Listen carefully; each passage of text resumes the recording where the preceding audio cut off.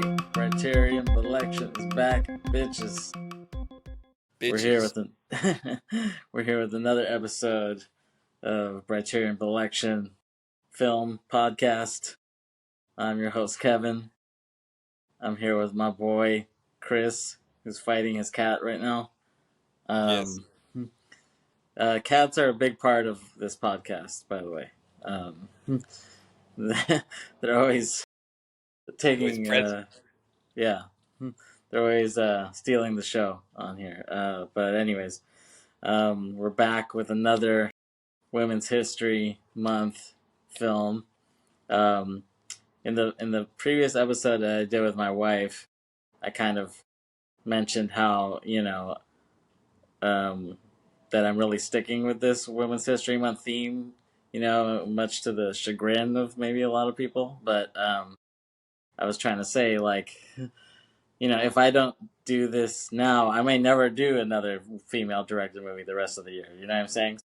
It's like I'm cramming these in now. How dare you, sir? How dare you? How dare you say that? All these thousands and millions of YouTubers and Instagrammers listening right now. I'm just saying, like, I mean, of course I will. I'm just saying, like, if I don't, but I could go unconscious. I could go on autopilot and just choose, a million Jean-Claude Van Damme movies, and, with no female directors. And, so if anything, it, like, forces me to be inclusive. But, there are great films directed by females. You could spend a whole month on Quentin Tarantino. Yeah, exactly. Guillermo del Toro. Exactly. Maybe Scorsese, I'm guessing. Yeah. Not a big Scorsese guy, too mainstream. But yeah, kind of. I feel like he's already been tackled a million times, literally. Yes. But I kind of like to go off the beaten path. But we'll see. We'll see what we do. I know. We got to do some Stephen King for your ass, right? Got some kind of movie that does liberties and does justice to the writing that he does. There aren't very many movies that did that. They all kind of butchered his work. But we have some lined up. Maybe we could do a Stephen King month, and we'll just do all King all the time. But anyways, so the movie we're gonna go with tonight, I would say it's actually the first movie of my Beatles trilogy, quote unquote. At least it's a trilogy for now. Maybe it might be bigger. Maybe it might be a quadrilogy, or it might be more than that. Because I do plan on doing 2 other Beatles-related movies this month. In the last few days of this month, I plan on doing this one plus 2 other Beatles-related movies. Let's see if you can guess what those are out there, you listeners. So, the woman who directed the film that we're going to talk about today, her name is Sam Taylor Wood. She's a British chick, and she directed a film about one of the most famous British people of all time. And that man is John Lennon. So she directed a film called Nowhere Boy, which we're going to talk about today. Thanks for agreeing to do this, Kris. I know you just saw it, hadn't seen it before. What did you think of it? Just initial impression of it.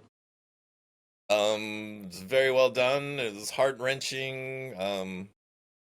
Kind of shows how the influences in his life and who made him who he is today sort of got him into this whole business of rock superstardom. Right, exactly. I'm glad you liked it. Because you could have been like, it was shite, but... I like that. I like shite. I think I start using that all the time. This is shite. Yeah. We need to bring that stateside. Yeah. So anyways, I actually saw this movie in the theater, believe it or not. So I saw it when it came out. I guess I saw it in 2010 because I think it came out in the UK in 2009, late 2009, like almost on my birthday, 2009, and then it must have come out in the US like a few months after that. So yeah, I saw it in the theater, and there was like 2 other people there in the whole theater. It's playing in one theater in San Diego, probably, and you had to drive 20 miles to go see it. No, I think it was playing at like an AMC but it wasn't getting many fans. Or maybe you could be right. It might have been at a Landmark, and I just forgot. But yeah, I saw it alone during the day or something like that. I wouldn't make that publicly known, but good for you. Well, I kind of wanted to get it out of the way and not have all One these of your dentist a-holes. appointments, right? Dentist appointments. Yeah, Uh, exactly. yes. Um, anyways, so yeah, I saw it in the theater, and I really liked it. And so because I'm a huge Beatles fan, I was hoping that not only would the movie be good, but like the accuracy of the story had to be there. You know what I'm saying? Because like I could recite you the Beatles' origins and their career like the back of my ass. You know what I'm saying? Like I could, like to me, it's like a biblical story to me. Like it's like some people can tell you Exodus.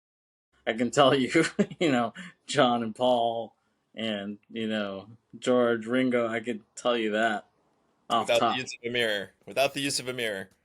Yeah, exactly. Without the use of a mirror, um, just turn my head a little bit. Just Mr. Fantastic. It. Anyways, you're getting too hung up on this ass thing. You brought in the ass. um, I'm just nice. saying, you know your Beatles stuff. You know your Beatles stuff Yeah, inside out. I don't know about the back of your ass. I can't speak for that. But I can authorize and verify that Kevin is a knows everything about the Beatles, and I can always ask him questions about the Beatles, and he can say that's bullshit, and I'll say yeah, okay, I thought it might be, but I just want to check with you if they were like butchering babies and drinking their blood. But I just so yeah, that turned yeah, out not to be true. So yeah, yeah. Exactly. I'm your Beatles tech specialist. Like you just call the hotline and I answer Beatles questions for you. Yeah, basically, yeah. And I should start charging that as a service or something like that. 900 Beatles. I don't know what you put there. Beatles. Anyways, Yes, um, all that's a night whole long. We're that's a whole waiting different for you. that's a whole different hotline. Remember those like remember you would see like cable or whatever late at night and there were these like hotlines that you could call. Do you remember seeing that? Oh yeah, yeah. And but it was like porn but not really or something. I don't know what it was. There was something like in the early 2000s where it was like, you want a job? Like call this hotline, but it was like all these like scantily clad women in the commercial. It Good was advertising. yeah. It was an interesting time. I doubt you talk to those people on the phone, but hey, So, anyways, I know the Beatles very well. You could vouch for that. So, I was hoping that the movie would be good and that they would get the story right. And I feel like they really did. I feel like the movie is pretty good and it's pretty accurate, based on what I've read. I have the DVD of like the Beatles anthology, so I know all that shit. And they have it pretty accurate. So the movie starts out and we hear a zing, we hear like the opening chord of like A Hard Day's Night. That's like the opening chord of the song A Hard Day's Night. And in the movie The Hard Day's Night, which is a great film, we can talk about it sometime. Maybe not you, but me and someone else. Um, Hard Day's Night. So in the beginning of that movie, you hear zing, it's been a hard day's night, and they're running from girls in the movie, and then so this kind of echoes that, even though it's like a prequel, I guess. Like you hear the zing, and he's running, and he's like giddy, and he's just by himself. There's no one, no girls chasing him, but he's just running around the school like an idiot or whatever, running around town. So it's a nice little callback to A Hard Day's Night. And then you see him riding his bike with his friend, with his blonde friend, Pete, I guess is his name. Uh, we can see that he's a young ruffian. He's a born hooligan. This guy likes to fuck around. They play "Wild One." I'm a Wild One on the soundtrack. And we see his aunt is Kristen Scott Thomas, who I always thought she was attractive.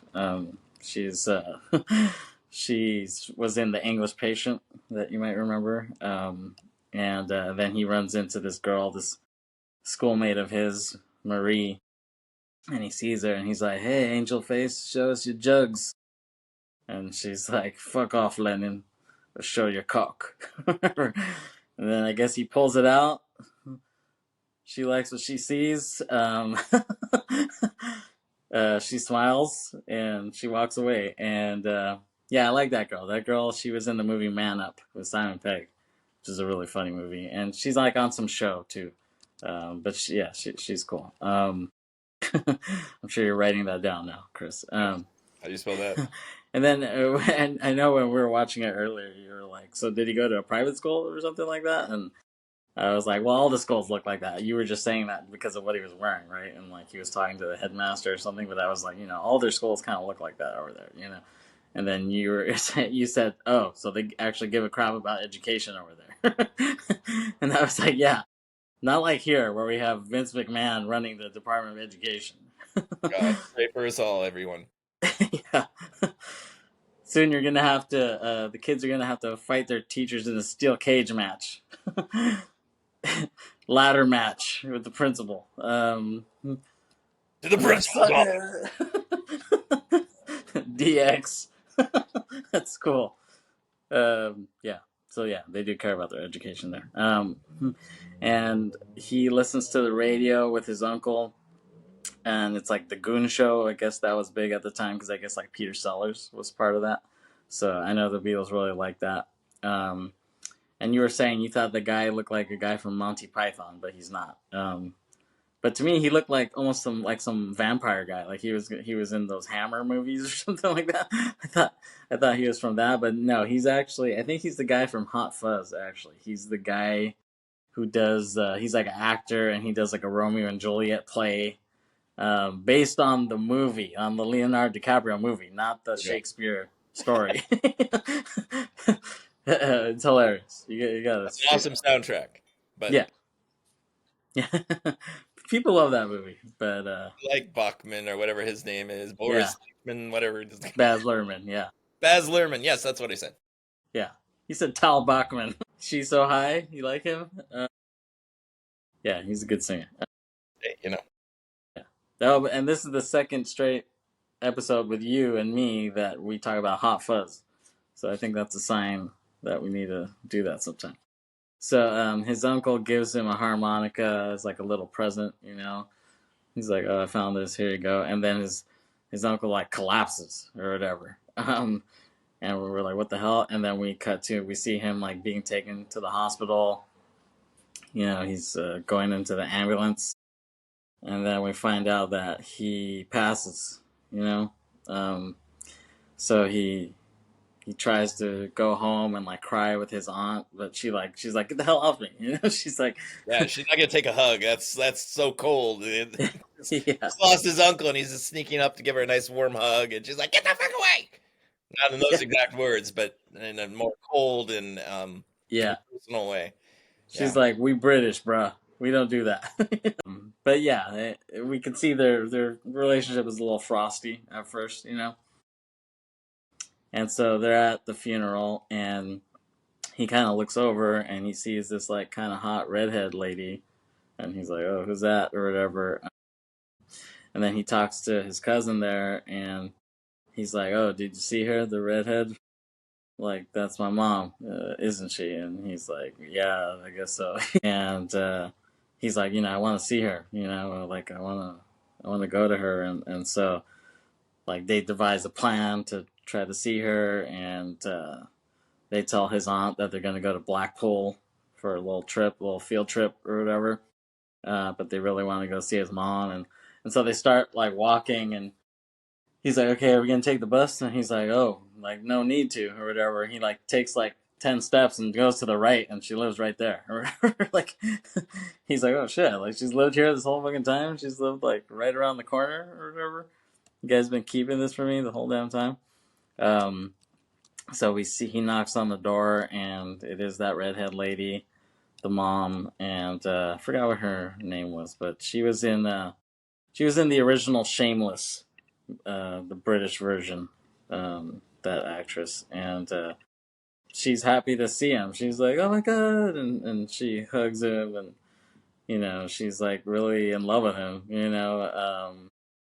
and we can see that she has other daughters, and she's really like extroverted, and he's not like that at all yet. Anyways, Yeah. um, No way. and she sees that he has a harmonica, and she's like, "Oh, let me see that." She's like, "Oh, a blowy or whatever," which is what you used to call something else, right? Mouthy. It was a mouthy, I think. A mouthy, I'm here for the corrections. which is what you used to call something else, right? No. I love me and my mouthies. Yes, we do. So, anyways, yeah, she kind of blows into a little bit, Is it Kristen Scott Thomas? Is that who it was? That's his aunt. Oh, I see. Yeah, that's his aunt. Um, yeah. Ophelia Love Bond? No. Uh, uh, what's her name? Ophelia Lovey Bond? Marie Kennedy. No, Oh, I that's think. Oh, Anne Marie Duff. That's her name. Anne Marie Duff. wow. She didn't Yeah. age very well. It's been a while. So yeah, she sees his harmonica, and she sees the brand, and she's like, "Hona," like, and she's like, "Boo, down the Krauts," which you took offense to, right? Yeah, I was very offended by that comment. That was Yes, highly racist, right? Germans across the world were very upset about that. There were demonstrations around the world because of that. That's why the showing in Germany wasn't so good. Yeah, not a very good box office there due to this line. So then they kind of hang out. They go to the boardwalk, which I've been lucky. I actually visited Liverpool, so I've hung out around there. It's pretty cool. Just being in the land of Beatles, it's like being in Israel where Jesus walked. To me, this is like being where Paul McCartney walked. You know what I'm saying? This is like holy ground to me. So just feeling their vibes there, it was awesome. I really loved it. I would love to go back.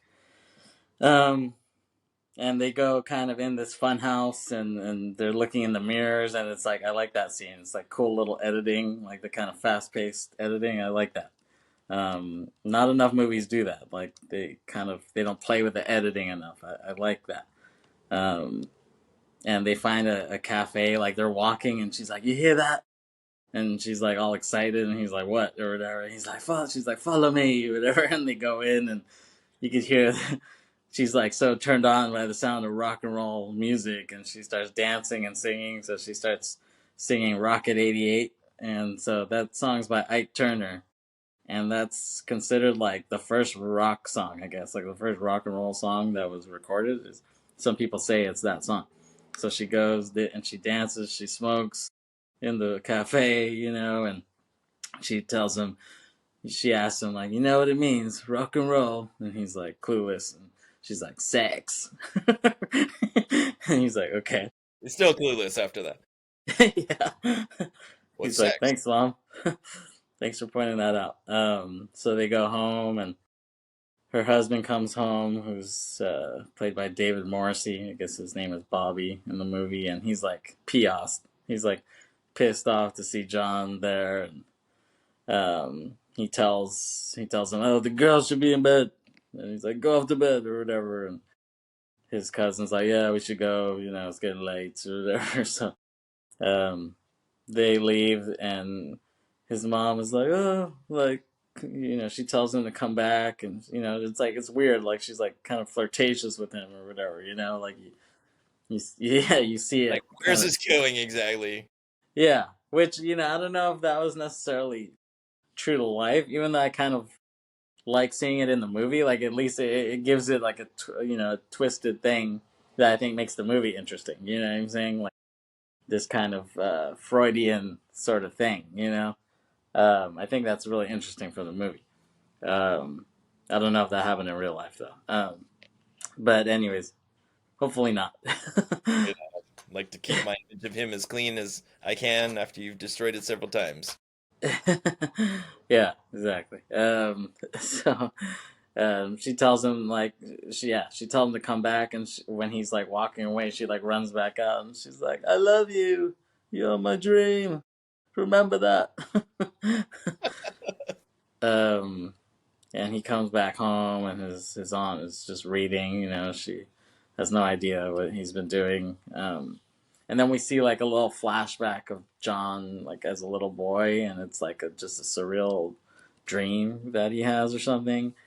And then we see him drawing, and he's like saying gibberish to himself, and that's what he would really do. He would really like mumble gibberish, and he would do those doodles. Like he would doodle a lot, and you could see that if you Google it or whatever, Google John Lennon drawings or whatever, you can find all that stuff, and it's exactly the same.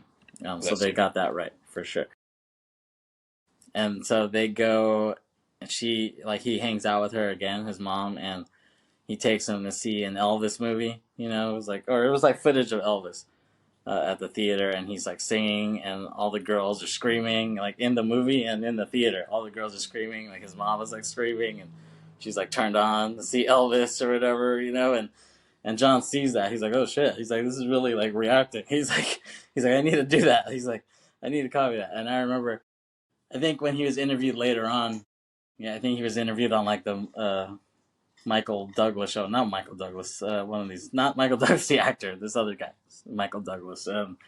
He's like, oh, what made you want to go into rock and do rock music? And he was like, well, you saw Elvis wiggling his ass and the girls were screaming, so he's like, that's a good job.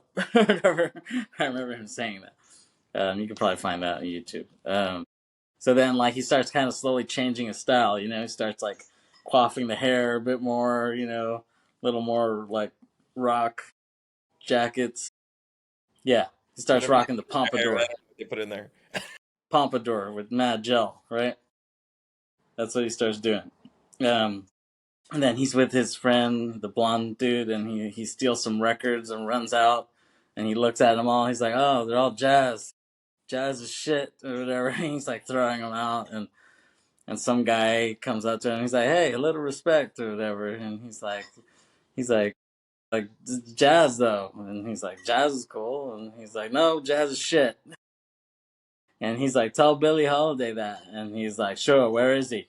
It's a nice little piece of humor. They're like, like I said, he's a born ruffian. He's a young hooligan. And they get on top of a double-decker bus, like holding on the top. And they're like sharing a cigarette with each other. It's like pretty crazy. Laying on the roof like flat. Like, is Yeah, that exactly. possible? I mean, I didn't think so, but I'm like, oh shit, I guess so. Did that ever happen? You're the expert. I mean, I believe it. I think they did do that. Otherwise, I don't think they would have just thrown that into the movie Okay. for a 10-second shot. You know what I'm saying? Like, I'm sure they did that for real. I know they would hang out on the buses a lot, for sure. It was a cool moment sharing the cigarette with each Yeah, other, holding on yeah, for dear life. yeah. It was badass. Yeah. So then they get off the bus, and he comes up to Marie, the angel face girl, and she's there with some dudes, and they kind of give him static and pull out some switchblades on him, and he's tough. He's like, hey, like, okay, like you guys look like apes and shit or whatever. Like, but then Marie intervenes and tells them to back off, and he walks away, and so like you see the guys with that style, they have like the pompadours and the suits like that. Um, those guys had that style, and the guy who saw them throwing the records also had that style. So that style was called, like, those guys were called Teddy Boys, and it's basically like these thugs, like these street hoodlum gangster wannabe guys, who like dressed nice or whatever. Like that's what they would call them, Teddy Boys. Um, and I even saw like a description of Clockwork Orange. I remember I forgot where I read it, but it was like, Alex is your classic teddy boy, like getting into trouble at night, or like.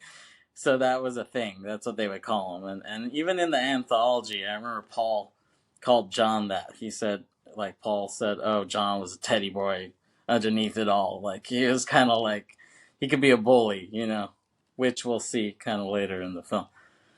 And so he walks away. He walks back, and Marie is like, behind him, and he tells her like, "Oh, your boyfriend's ugly" or whatever, and she's like, "He's not my boyfriend." he's my cousin, and he's like, oh, okay.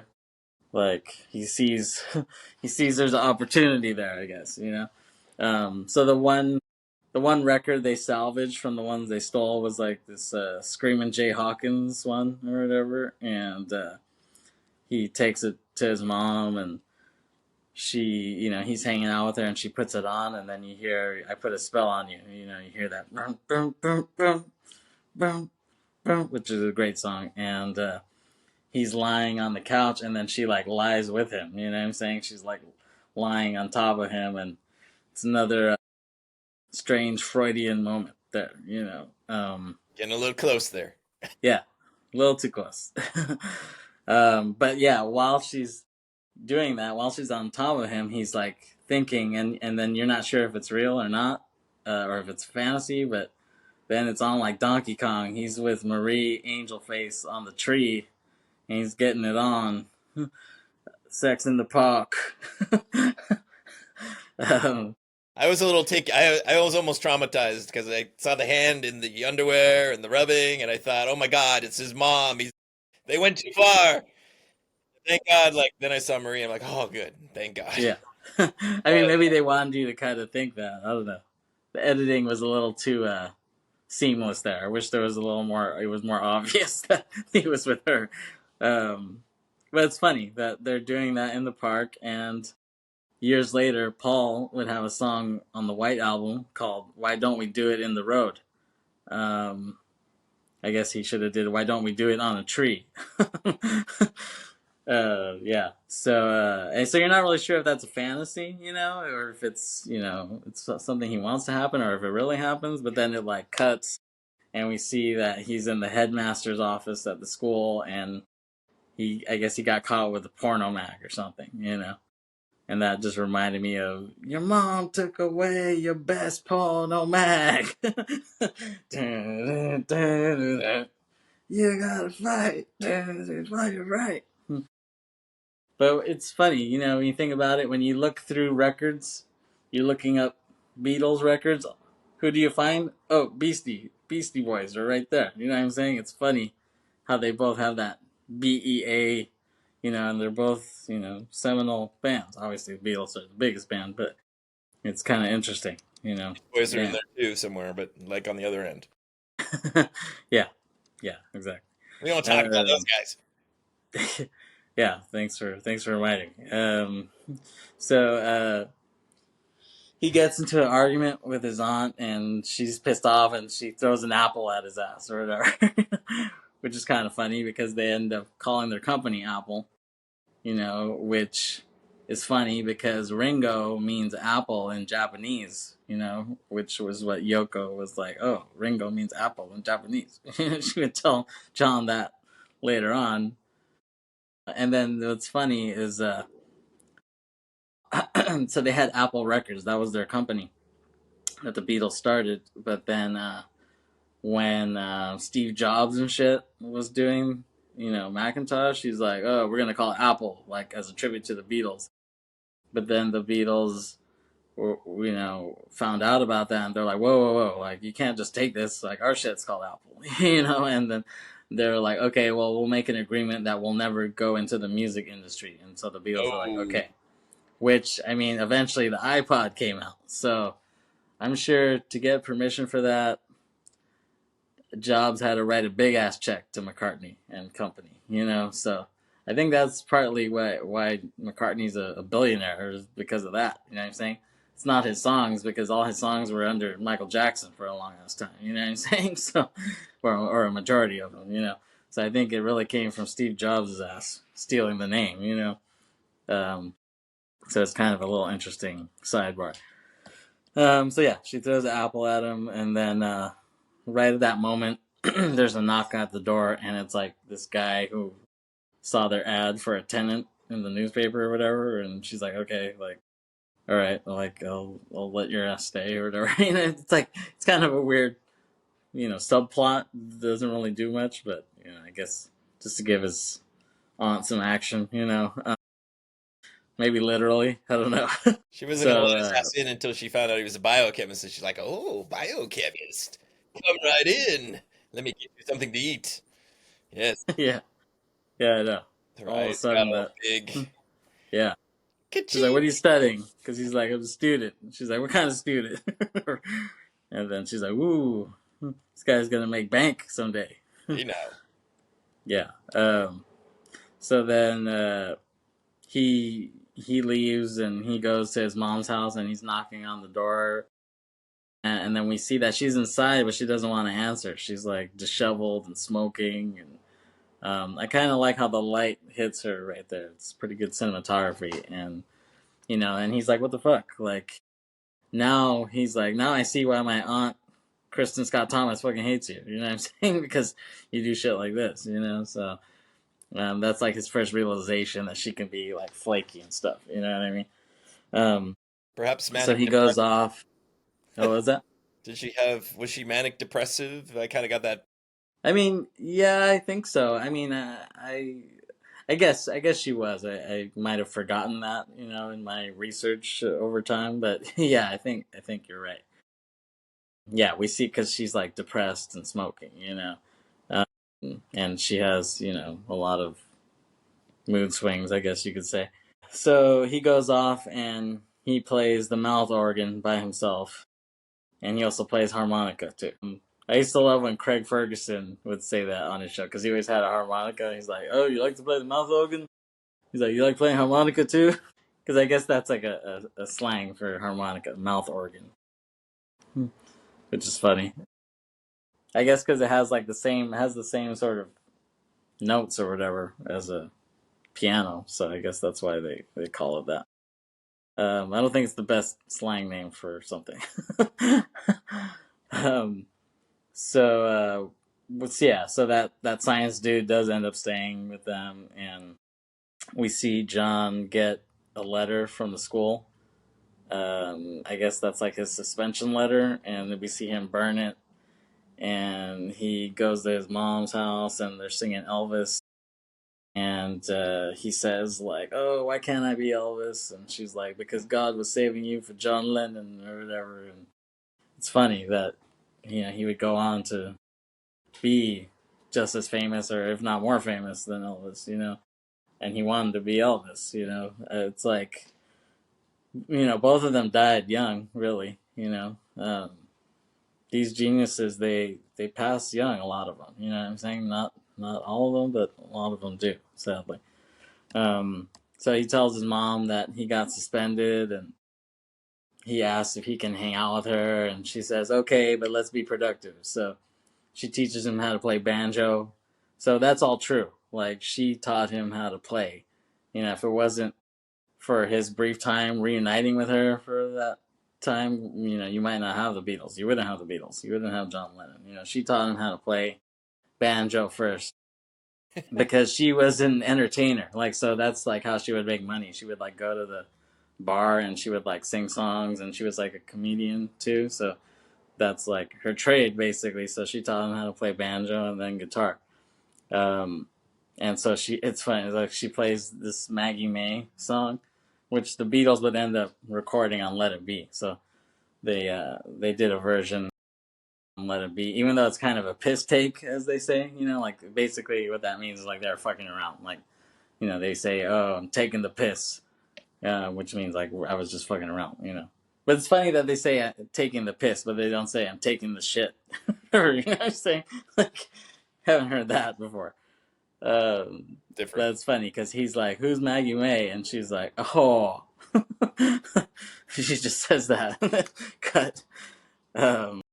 Yeah. So if it wasn't, Mom's yeah, a if it bit of a was, trollop too. yeah, She enjoys her times with men. yeah. I mean, maybe she knew of her. She knew Maggie May personally. I don't know.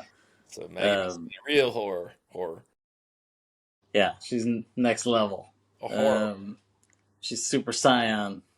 Um, so yeah, we see like a time lapse montage of him picking up the banjo, and he gets better with each like passing day. He's riffing all easily, and he's hiking up the sleeves, looking like Elvis, showing off the guns, while he's playing. So we see that he has the musical talent. after a brief period of time. And then his aunt gets a call that he's been suspended, and she didn't know about that, so she snoops around and she shows up at his mom's house, her sister's house, like while he's there. And she's like, "What the fuck?" Like, she orders him back home, but he won't go. He wants to just stay there, even though he doesn't say anything. And so his mom kicks her out of the house. She's like, "Get out of my house." And then the stepdad, David Morrissey, he smokes a shitload in this. He's every time you see him, he's smoking. Should have been nominated for best smoking in this. um, and John has like another nightmare again where he's little. He's a little kid, and then he wakes up and hears some arguing, and he like walks over and he like eavesdrops on his mom and stepdad arguing. He's telling him like, "Oh, John has to go. Like he has to go, like because he's like, we don't want to lose you again. That could be alluding to what you're saying about her. He's like, do it for the girls. We don't want to lose you." And so, I'm not sure what happened, but I'm sure she's done some gallivanting in the past. So after hearing this, the next morning, John tells him like, "Oh, I should go." And so he goes back to his aunt's, tail between his legs, um, and he tells her like, "I'm gonna start a rock and roll group and be like Elvis." So his aunt's like, "Okay," and so she takes him to get a guitar. She takes him to the store and they buy it for £7, which sounds hella cheap even for the time. It's like, how much would that be? Like $5 or $10 or whatever. Like, sounds very cheap for a full blown guitar. That guitar now, straight out of Guitar Center is like $200 or whatever. Sounded very cheap. And so yeah, he gets the guitar, and then we see him rocking the leather jacket. Now he's thinks he's Billy Badass, um, Johnny Badass, and he calls a meeting at school, smoking in the boys' room, and he's like, "Hey, like, we need to have a group meeting." And then the blonde kid was like, "Well, I figured we weren't here to take a communal crap." Nice line. Which sometimes you end up having to do that at work, don't you, Kris? Not my choice. No, no. It should be one person in at a time, no matter what you're doing in there. But But what's funny is that there's a urinal and then there's a stall right next to it. You're peeing, and then all of a sudden, some guy comes out of nowhere, like, "Yo, what's up, Kris?" now It's it's a not the very talk. disturbing predicament Yes. to be in. Anyways, I like that line, communal crap. So he tells his boys, he's like, "We're gonna form a band," and they're like, "We don't know how to play shit." And he's just like, "Doesn't matter. So John calls them the Quarrymen. So that's the first name that they chose for the band. Well, he really chose it. And he's like, "First practice will be in Pete's air raid shelter," which which is badass. I love that. I love that they can practice. They have an air raid shelter to practice in. Like, that's why rock sucks ass now. Is that we don't have, you know, war torn rock. You know what I'm saying? We're just getting all this like Gen Z, fucking privileged rock. You know what I'm saying? These guys were in shambles practicing in the air raid shelter. That's just badass, man. How could you not be the greatest group of all time with that shit? Uh, we need to get back to that, Kris. Agreed. Anyways, so we see them gearing up for the first performance. So yeah, so this whole thing is true. This is like accurate to a T, this whole section. In case you were wondering, Kris. So yeah, so it was at a church village fete. So it's basically like a rummage sale at a church, you know what I'm saying? And they're like, "Okay, this band wants to play, we'll let them play." And so they're playing, and then Paul was invited they have a mutual friend named Ivan. And he was like, "Oh, want to come to this village fete?" And he was like, "Okay, sure." And he's like, "There's a band playing. My friend's band's playing. You can check it out." And he's like, "Okay." So they're up there and they start playing Maggie May, the song about the horror that his mom taught him.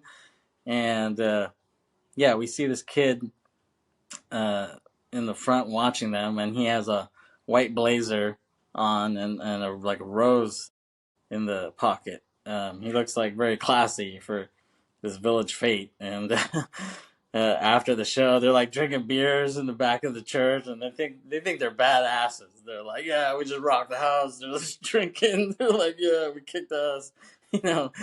And then that Ivan friend walks up to them, and the kid with the white blazer, he has a guitar on his back now too, and Ivan tells John's like, hey John, this is my friend Paul. He plays too. And John's like, what, with himself? and, and Paul's like, whoa, like that came out of nowhere. And so they shake hands, and he's like, I'm John. And he's like, I'm Paul. And so that's just awesome right there. Like, this is the next best thing to like time traveling and going back in time to see this important clash of the Titans. You know what I'm saying? Like, you can't do that. So making a movie this accurate is like the next best thing. And so he sees him, and he asks him, like, you want a beer? And he's like, I'll take a tea. And, and you can just see this cat is different. You know what I'm saying? He's cut from a different cloth. He's on some other shit. He's like on some Andre 3000 flute shit. You know what I'm saying? And the guys, they all scoff at the tea. They're like, tea? Like, you want tea? John's all like, did you watch us play? And he's like, yeah. And he's like, well, what'd you think? He's like, yeah, you're all right. And they're like, they're all right, all right. He thinks we're all right. They're all like kind of laughing at him. And John's like, oh, so can you play that thing on your back, or are you just holding it? And he's like, yeah, I play a little. So, and then he starts playing Eddie Cochran 20 Flight Rock, this is all true, like I said. And John like susses him out, and he's like looking around, and they're all like looking at each other. They're like, oh shit, this guy's good. And the other guys are looking at him like, what the fuck? Like, this guy's pretty good. So yeah, so it's like an impromptu audition. And so John's like, how old are you? He's like 15 last month.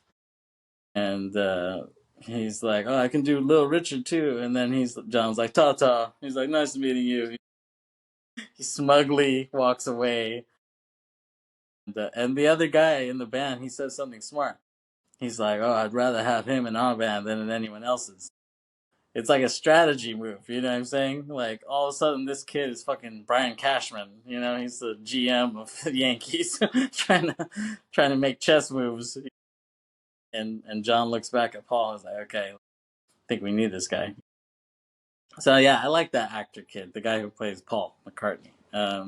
He was the little kid from Love Actually, actually. So, and he's done other stuff, but I mean, I think this is his peak for me, kind of playing Paul. Mm. And then we cut to, there's a ring at the door, and his auntie opens the door, and Paul's there, and he's like, oh, John, your little friend is here. It's just funny how she says it. It's like, dude, it's Paul fucking McCartney.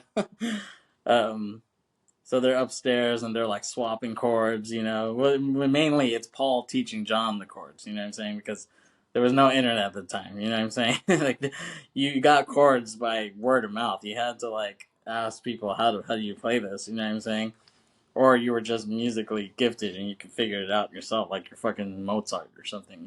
Like, so he was showing him the chords, and then he starts playing Blue Moon. It's a nice little rendition.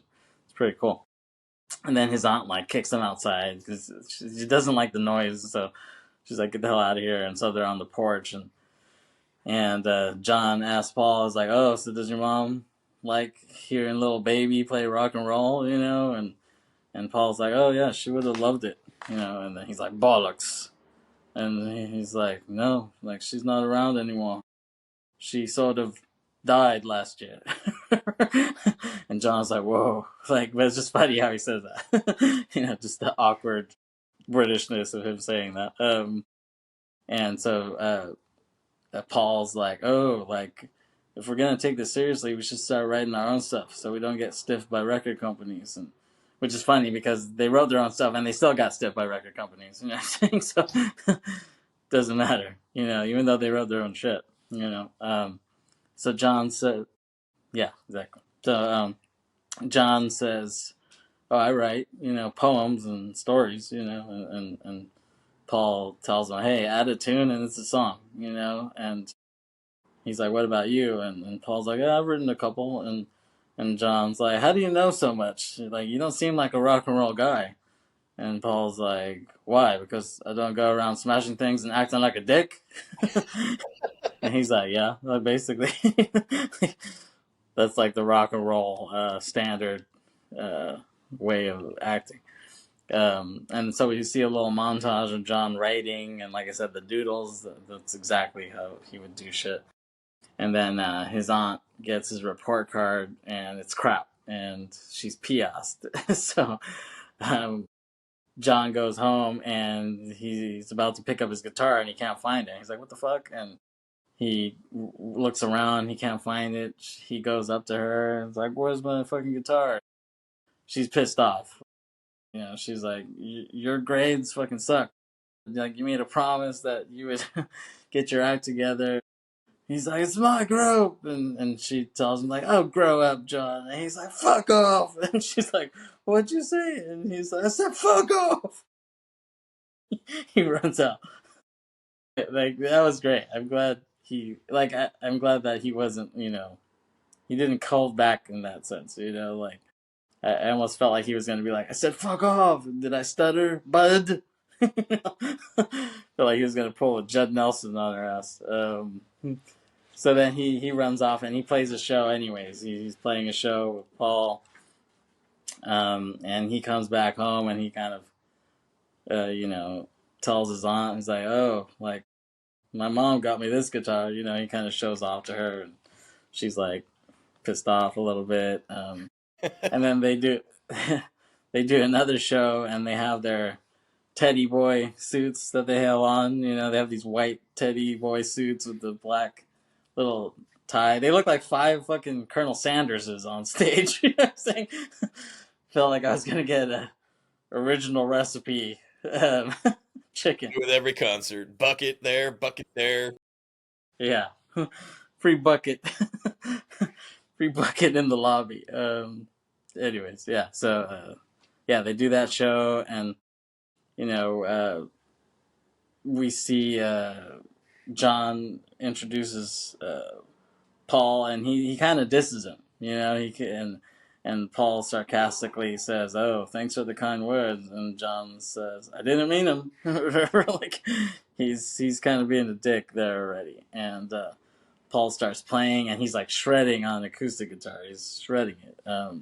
And John's mom is there. She's like cheering them on, and John looks jealous of Paul. Like he plays better, and his mom is cheering him on too.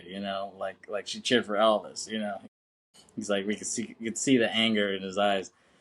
And then we see another dude in the crowd watching. And we cut to they're on the double decker bus, and Paul says, "Hey, this is my mate George. He should be in the band."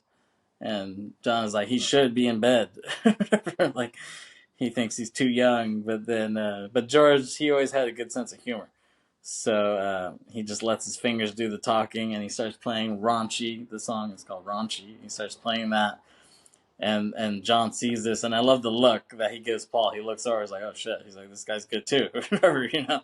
Then we cut to, and then they're doing another show, and George is in the band now. And they're wearing these black suits, and it's pretty cool. And chicks are cheering. His mom is cheering. Marie is there, and she could see that like John's like checking out some other chick, and she's like pissed about that. She's like, "What the fuck?" Even though they were never officially dating, I guess she got jealous that he's trying to hook up with other chicks now.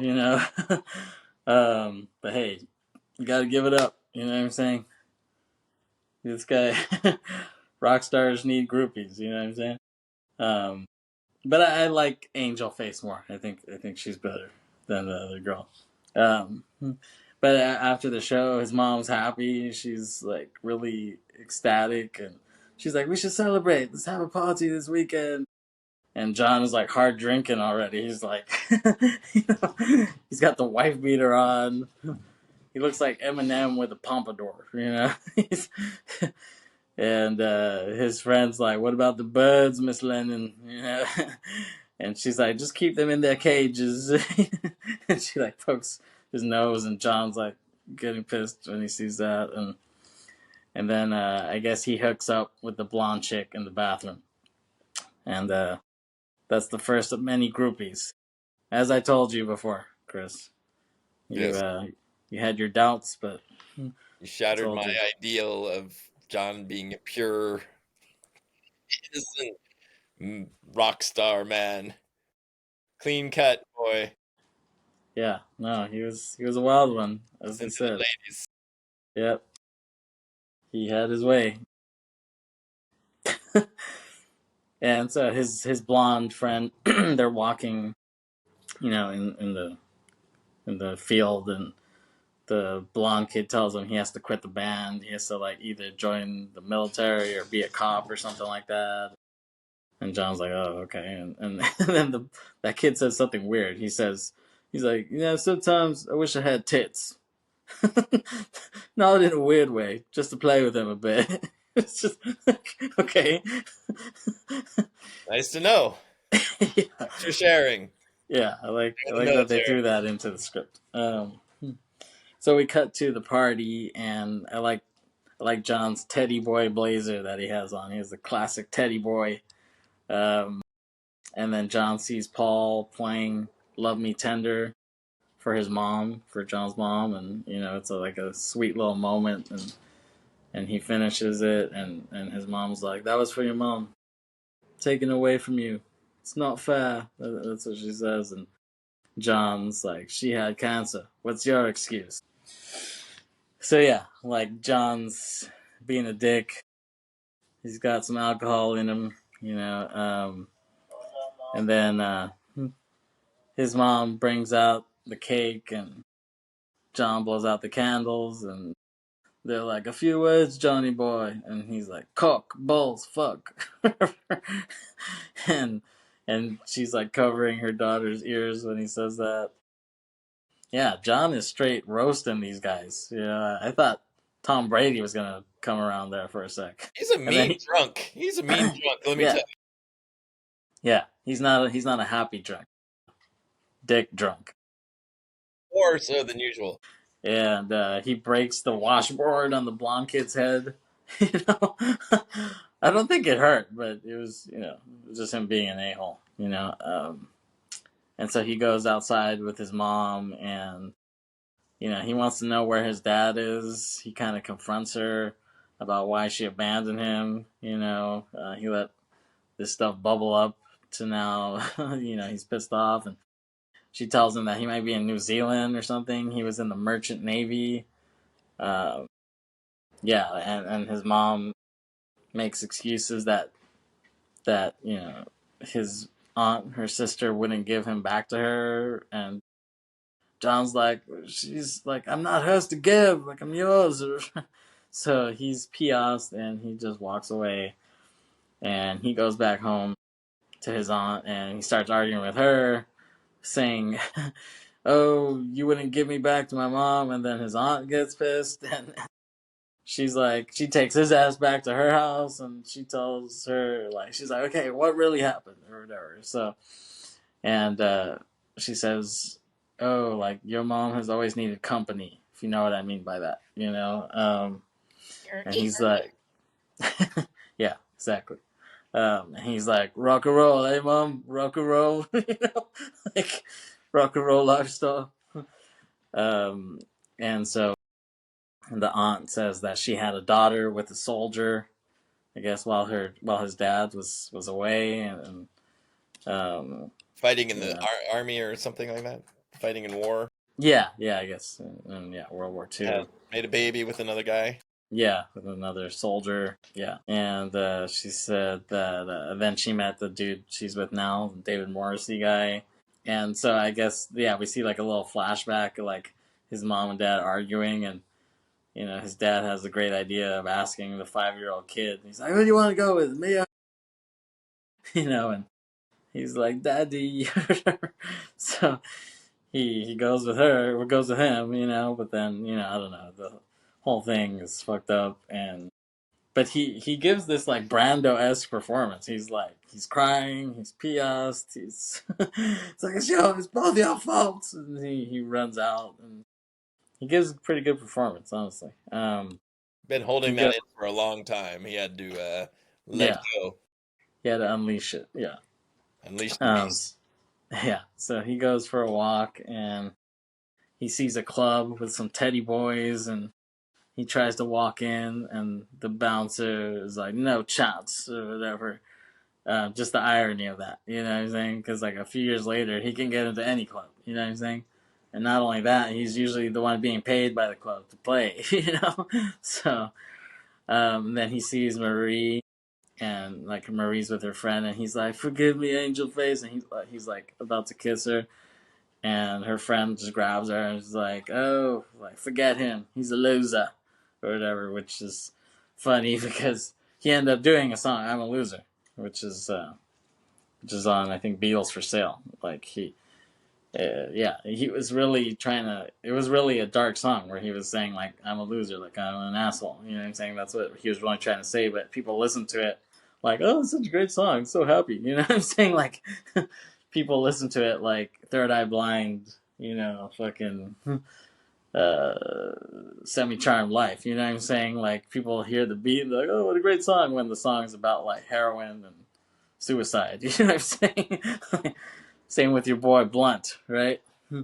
You're Beautiful is about some guy on crystal meth gonna commit suicide. You know what I'm saying? So, uh, yeah, Save it. exactly. Oh,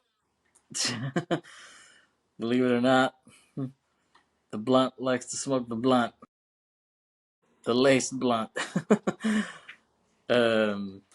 So yeah, and so I guess he like sleeps on the pier. Like we see him waking up, and he's like on the pier, which I've been to, by the way. It's awesome. very Um, cool.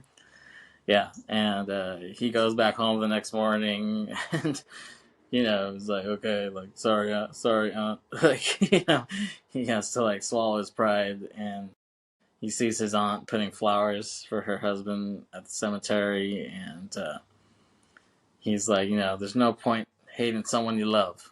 That's what he tells her, and he kind of tries to move on from that, um, and then like he tells her that he should move out. He's like, oh, it feels crowded all of a sudden, Hmm. and maybe without him in the way, she and his mom could remember that they used to be sisters. So, and she doesn't argue with him. She doesn't say anything. He just walks away. I think she's like, ooh, like maybe I can rent his room too now. She's like looking at the money side. you know. Um, so his aunt meets his mom at a cafe, and I don't know if any of this part is true, but this like reconciliation, I don't know if that's necessarily true. It could be. I never really stumbled upon it in my research, but and then we see him with the black coat and the glasses, and he's smoking, and like that's how you see him in a lot of his pictures. He looks like a beatnik. And then he sees his mom and aunt sunbathing in the yard, and the tenant guy is there too, just hanging out. He's like trimming the bushes. Um, he's also working on the lawn. He he walks up to them, and it feels happier. It's like a nice little sunny day. I guess he's in college now, but it's not necessarily a university. Like they just call anything a college. Like I guess it's like a boarding school, but not really. It's like a high school that has dorms. I guess that's what they call a college, basically. Um, so he's off at like this art college or whatever, but he's like, like he's like 17 or 18 at the time. Um, and his mom tells him to sit down for a bit, and so he does. And it's a nice little moment with the three of them basking in the sun, literally, and we can hear him on the soundtrack playing "Little Girl," which I guess he wrote that, and we see Paul like listening to him play it, and Paul seems impressed by the song, and then we see his mom kiss his aunt, and It's a nice little moment. And as she walks home, she gets hit by a car, and we see her on the ground, and so that's true. So what really happened was she was hit by an off-duty cop who was drunk driving. Mm. That's how she died. Pigs. Um, yeah, and and drunk driving is still a problem. You know what I'm saying? This movie is a period piece. This is in the fucking 50s. You know what I'm saying? This isn't modern day, but drunk driving is still a thing now. I've heard about a few just recently. You know, people don't learn. Um, so they're at the funeral, and he's quiet. She's smoking, his aunt. And then John hears some guitar playing, and he's pissed off, so he goes to that room and he takes the guitar from Paul, and he's like, "What is this, fucking group practice or whatever?" And the blonde kid is like, "John, it's your mom's," or whatever. And then he headbutts that blonde kid in the nose, and that kid starts bleeding. And dude, this blonde kid gets his ass beat in this movie. No wonder he wants tits. He wants some fun. Yeah, he gets put through the ringer in this. So, and then John runs out, and Paul goes after him, and he's like, "You want to hit someone? You can hit me too." And then John just punches him in the face, and Knocks he him out. falls. Yeah, Yeah, that was awesome. Love yeah. that part. You like the part where John punches Paul, right? Factual, or did they throw that in? No, I think that's for real. Yeah. They would have skirmishes, kind of. They're brothers. I know you don't have a brother, but if you did, you would see that it's a real love hate thing. You know what I'm saying?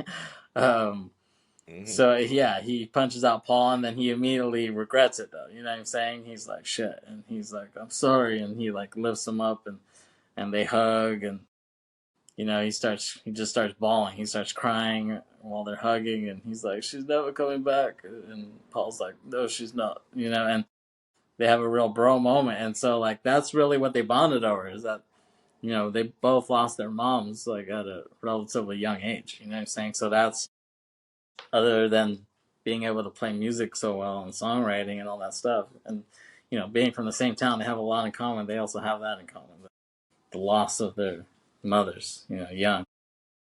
And so they come back in to the funeral parlor, and they're side hugging as they walk in, and he tells that blonde kid, he's like, "I'm a dick. I'm sorry, son." And he kind of like, you know, coddles him a bit. But yeah, it's funny how he says that. Like, they say son, but not like in a hip hop way, not in like a Wu-Tang Clan way, Like, "Yo, what up, son? Where's the bone, son?" Like, they say it like in a British way, which is like kind of where we will say it. Like, we'll be at work and we might fuck up and we'll be like, "Oh, sorry, son." Like, we'll say it like that. Yeah, and so all these dudes are crying. They're all fucking bawling. And John's like, "No, everybody stop crying. We're supposed to be a fucking rock and robot." And they all start laughing after that. Um, and then the stepdad comes in. And then it's like, when you see him, you're like, "Oh shit, yeah, he was married to this lady." You know what I'm saying? So it's like, he must be sad. And he's like, "She was saving this for you." And it's like a little envelope. He's like, "There's a few bob in there." Like, meaning there's a bit of money in there, and when he says that, John kind of smiles a little bit. And cut to, they're walking to this recording studio. So this is all true. So they use this money to go to the recording studio, and John decides to like put his real emotion into the song. So they record the song in spite of all the danger, which is a Paul original. Paul wrote that song. And I love how passionately he sings the song. We see him like jiving to the beat, and he kind of reminds me of Eddie Murphy in the "Party All the Time" video. Like, I was almost expecting Rick James to come out of nowhere and start playing guitar. Um, Speaking of which, like, well before Rick James blew up in the early '80s, with like "Give It to Me, Baby," Mary Jane. So he was in the group in the late '60s in Canada with Neil Young. So they were both draft dodging, and they're like wound up in Canada. They're like, "Oh shit, you play guitar?" He's like, "Okay, yeah, I play guitar." Like, let's do a band. So they were in a band for a brief time called the Mina Birds, and they put out like a single. They put out like a single with two songs on it, and they never did an album, but it was just cool that these guys were in the same band, and it was so surprising, you know. And I remember like on the VH1 Behind the Music of Rick James, and he was like, "Yeah, I was in a band with Neil Young," and he's like, music knows no color. He was like saying, he's like, "Music is music, man." Yeah, look it up, Google it. So yeah, but this song is great. This, in spite of all the danger, it's like a pretty complex song for like a 15-year-old to write. Like it's very Buddy Holly ish, and we see them all like harmonizing on the mic. So this song, it's on the anthology part one. You can peep it on there, and it's nice editing. Like while he's singing, they show him like dancing with his mom. It's a nice little juxtaposition. And then after that, he tells his aunt, he's like, "We're going to Hamburg, play a few shows." So he needs her to sign off on this form to get his passport. And she's like, "Where do I sign?" And he says, "Where it says parent or guardian." And she's like, "Which am I?" And he's like, "Both." And she hugs him, and it's a nice, touching, cathartic moment. She's been chewing his ass out for 90% of the movie. Finally got Nice that stuff. hug that he needed so badly. He finally Yeah, got it. yeah, finally got that hug. Exactly. Sorry. Yeah, from the beginning, he wouldn't hug her when her husband died, but she hugged him when she found out he's going to Germany. So, yeah, she's like, finally, his ass is out of here. Hooligan's gone. Yeah. I can rent 3 rooms. It's all about the Benjamins, Kris. Benjamins. So anyway, it's all about the Benjamin Disraelis. Being British and all. And so she tells him to put on his glasses.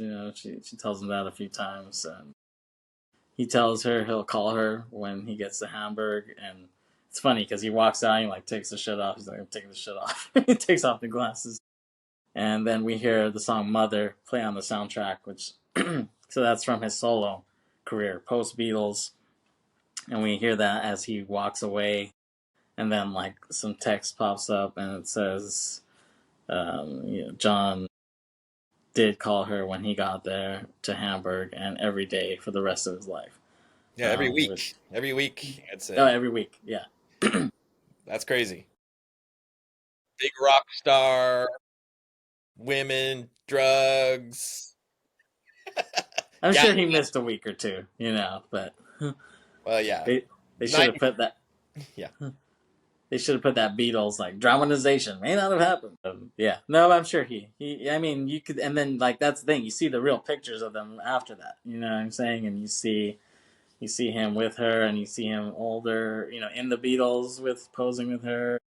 Yeah, I'm sure he stayed close with her over time. And the real pictures thing. That's almost like a cliche at this point in biopics. Like you saw it in Bohemian Rhapsody. The real pictures.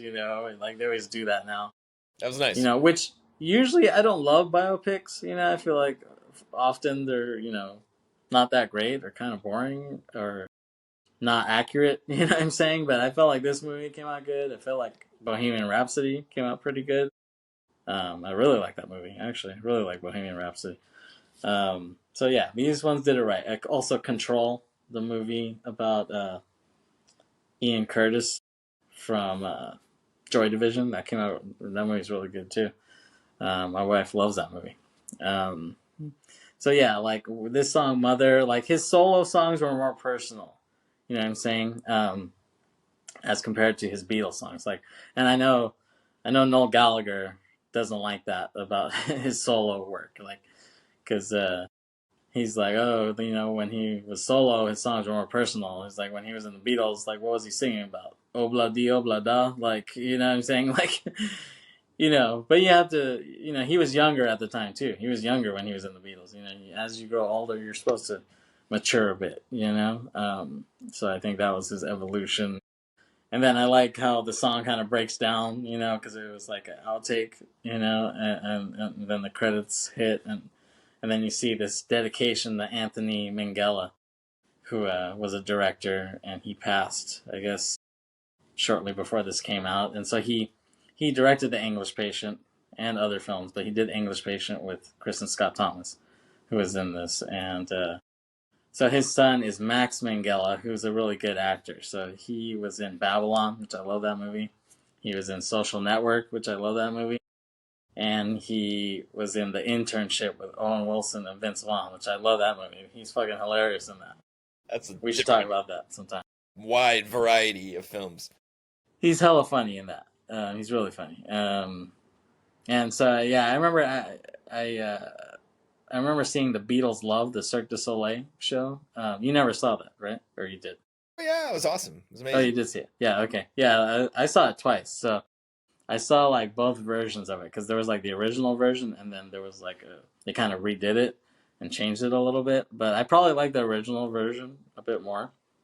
Like I feel like it had more direct Beatles allusions to it. You know what I'm saying? Like I could point the subtle things that they put on the Beatles. You know, the average person wouldn't know, but I could pick it out, and I love that. I love seeing that. I feel like I didn't see that much of it when in the second version of it. But there's like a piece near the end of the show where we kind of see this lady. She's kind of dancing and doing acrobatics, and we see she has like a red dress on, and there's like some vehicle that kind of like kills her or whatever, and so that's like an allusion to John's mom. But I mean, the average person watching it doesn't know what that is. You know what I'm saying? But me being a fan, like I can pick all that shit out. You know, so the fact that they threw stuff in like that, I really love that. So it's too bad that they closed down that show, and I guess the Mirage is going to be something else or whatever, because it was a really good show. But that just shows you the generation that we live in don't have respect for the Beatles. You know what I'm saying? So, I think so. Taylor Johnson, Aaron Taylor Johnson, he killed it in this. I thought he did a kick-ass job playing John. You know, and I think that's why he's gotten these good roles so far in his career. And he's still pretty young. He's only 34. Speaking of Kick-Ass, I loved Kick-Ass. He was in Kick-Ass. He was in Nocturnal Animals, which I really liked. And he was in Savages, the Oliver Stone movie. Fucking love that movie. It's really good.